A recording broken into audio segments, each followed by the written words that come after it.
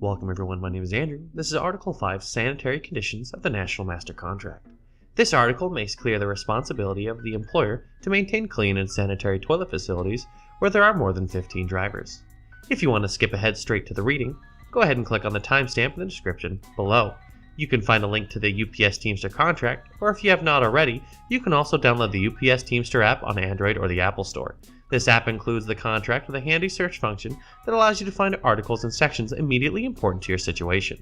I have also included a shorts link below to help you with installation. There's not much to say today, so I'll keep it brief.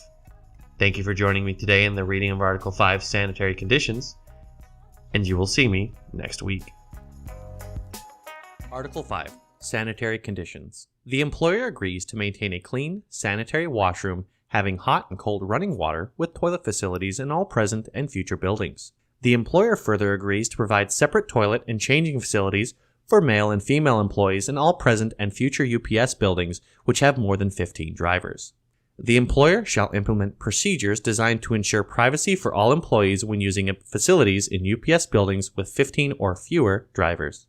Such toilet facilities will be equipped with proper ventilation devices and shall be heated as climatic conditions shall warrant. The employer agrees to provide lockers for those employees who are required to change into a uniform or take a lunch period. All other employees will be provided a suitable area for keeping personal items and clothes. Assigned lockers will not be opened by the employer unless either the employee or a union representative is present. Where the employer and the union agree that the local water is not suitable for drinking, the employer will provide bottled drinking water.